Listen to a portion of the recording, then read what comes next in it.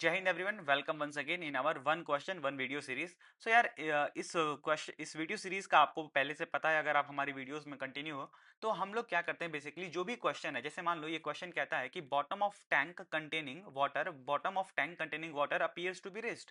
जैसे हम लोग देखते हैं कि अगर किसी टैंक में वाटर है तो जो उसका बॉटम है वो थोड़ा सा ऊपर दिखता है, राइट? वही क्वेश्चन में कह रहा है कि bottom of tank containing water appears to be raised.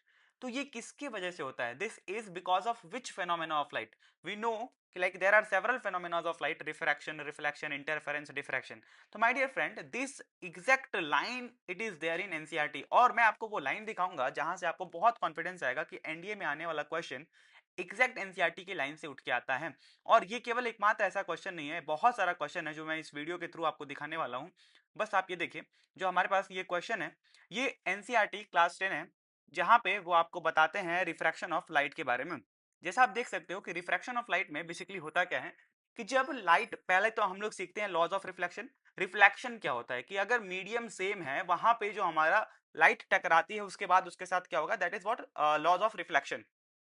But when light is changing the medium, then the phenomena will not remain same. वहां पर क्या होगा कि जब हमारी एक लाइट एक मीडियम से दूसरे मीडियम में जा रही होगी तो उसका पाथ चेंज होगा, बिकॉज एक मीडियम का रिफ्रैक्टिव इंडेक्स अलग है, दूसरे मीडियम का रिफ्रैक्टिव इंडेक्स अलग है, उसका डेंसिटी अलग है, इसका डेंसिटी अलग है, यहाँ पे स्पीड ऑफ लाइट अलग है, यहाँ पे स्पीड ऑफ लाइट अलग है। तो उसके पाथ पे काफी फर्क पड़ता है, जो कि मैं तुम्हें दिखाऊंगा भी, लॉज ऑफ रिफ्लेक्शन और लॉज ऑफ रिफ्रैक्शन, इस वीडियो के लास्ट में।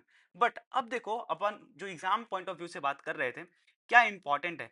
क्या केवल इस क्वेश्चन का आंसर जान लेना हमारे लिए फायदेमंद होगा? नहीं, आपको ये सारी चीजें एक बार पढ़ना पड़ेगा। जैसा कि मैंने आपको बताया कि light seems to travel along the straight line path in the transparent medium, but what happens when the light enters from one transparent medium to another?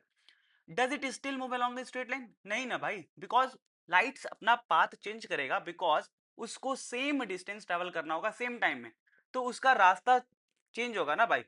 सो अगर आपने पढ़ा होगा like laws of reflection in class 11 काफी detail में, हालांकि हमें NDA के लिए उतना ज्यादा नहीं चाहिए। So I just tell you like what is required for NDA is that, यहाँ पे जो जितने डिफरेंट एग्जाम्पल हैं, पहली बात आपके दिमाग में वो एग्जाम्पल होना चाहिए। जैसे कि मान लो यहाँ पे उसने बोला कि हमारा जो बॉटम होता है पॉन्ड का या रिवर का या टैंक का, वो ऊपर दिखता है, राइट? बट आपको केवल ये एग्जाम्पल नहीं बल्कि उससे रिलेटेड सारे एग्जाम्पल, जैसे आपने देखा होगा जो पेंसिल वाला होता है, पेंसिल वाला एग्जाम्पल, कि अगर एक ग्लास में हम लोग पेंसिल रख दें तो वो हमें ऐसा दिखता है, लिटरली इन्वर्जन रहता है, राइट? वहां पे तो हम लोग को वो दिखता है कि भाई पेंसिल थोड़ी सी कटी हुई है, ऊपर से जाके अलग है। अगर लेमन को रख दें तो लेमन का साइज बड़ा दिखता है। तो यहाँ पे जितने भी एग्जाम्पल हैं, जैसे एक एग्जाम्पल नंबर तो यही हो गया, एग्जैक्ट यही लाइन एनडीए में आई थी, बॉटम ऑफ अ टैंक और a pond containing waters appears to be raised, ये तो हो गया। बट एक ये भी एग्जाम्पल है, कल को पूछा जा सकता है कि जो लेटर होता है वो बड़ा दिखाई देता है कब? जब हम लोग उसके ऊपर ग्लास स्लैब रख देते हैं। तो ये किसका एग्जांपल है? आपको ये भी याद रखना पड़ेगा कि ये भी किसका है? रिफ्रैक्शन ऑफ लाइट का है। फिर जो मैंने आपको बताया, have you seen a pencil partially immersed? Have you seen, जो यहाँ पे दूसरा एग्जांपल है, have you seen pencil partially immersed in glass tumbler? तो ये भी किसकी वजह से होता है? रिफ्रैक्शन की वजह से होता है, राइट? अब एक लास्ट एग्जांपल जो आप याद रख लो, बिकॉज ये हर बार लाइक एक दो एग्जांपल से कॉन्सेप्ट को चेक किया जाता है, तो ये इंपॉर्टेंट हो जाता है, ये ढेर सारे एग्जांपल जो हमने यहाँ पे देखा।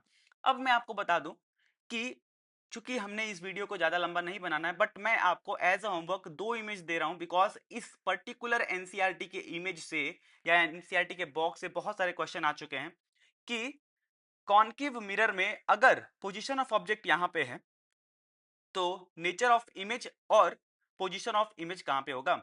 आपको ऑब्जेक्ट का पोजीशन दे देगा, पूछेगा if object is kept between like just you can say center of curvature and focus, so where will be the position of image? Like this kind of questions are framed. But एक चीज और मैं आपको यहाँ पे example like as a homework दूंगा, please अगर आप यहाँ तक आए हो तो कमेंट सेक्शन में जरूर बोलना कि इसमें आखिर क्या इंपॉर्टेंट हो सकता है। My dear friend, laws of reflection तो अपने आप में इंपॉर्टेंट है ही, इसका हमें ये पता होना चाहिए स्टेटमेंट की क्या होता है, angle of reflection and angle of like everything, angle I is equals to angle R, and I R normal and reflected ray all lie on the same plane, right? ये हो गया हमारी कॉमन बात। But जो सबसे important चीज है, जिसके लिए यहाँ पे मैं ये इमेज रखा हूं, कि the laws of reflections are applicable to ये जो देख रहे हो ना, यही लाइन इंपॉर्टेंट है। It is applicable to all type of reflecting surface, whether it is regular surface और इरेगुलर सरफेस। तो यार with this I would like to conclude this particular video, because one question one video series में हम आपको जो भी topic से related है उसको काफी डिटेल में कवर कर रहे होंगे। और यहाँ पे हमने आज रिफ्रैक्शन ऑफ लाइट के ऊपर देखा, बट अगली वीडियोस में हम लोग diffraction, interference and reflection of light के क्वेश्चन लाएंगे, तो उनको कवर कर रहे होंगे। Wish you all the very best. जय हिंद गाइस।